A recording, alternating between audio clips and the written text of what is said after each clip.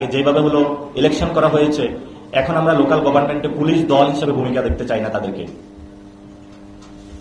এবং আমার সাথে বসে আছেন আসিফ মাহমুদ, উনি কিন্তু উদ্যোগ নিয়েছিলেন পুলিশের পোশাক পরিবর্তন থেকে শুরু করে পুলিশের একটি সংস্কার, সরকার সেই সংস্কার প্রক্রিয়া থেকে সরে এসেছে। তাহলে আপনি ভার্সিটিতে বসালেন লাগারে লাগা ধান লাগা, ব্যাংকে বসালেন ঋণ খেলাপি, দিনে দুপুরে ইসলামী ব্যাংক দখল দিলেন, দিনে দুপুরে ব্যাংকগুলা দখল দিলেন। স্বাস্থ্য ব্যবস্থায় কি হচ্ছে এটা তো অ্যাটলিস্ট হলো ডাক্তার জুবাইদা বুঝার কথা, উনি তো ডাক্তার মানুষ।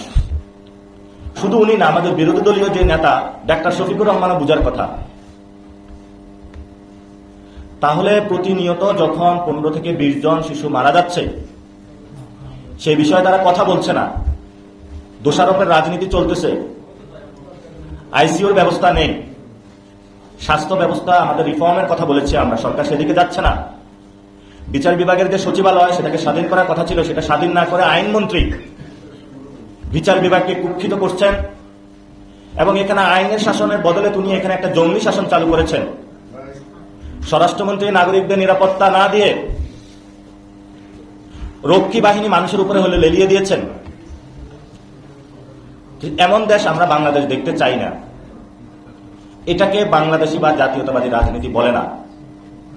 সত্যিকারী জাতীয়তাবাদী হতে হলে জনগণের পক্ষে দাঁড়াতে হবে, মানুষের পক্ষে কাজ করতে হবে।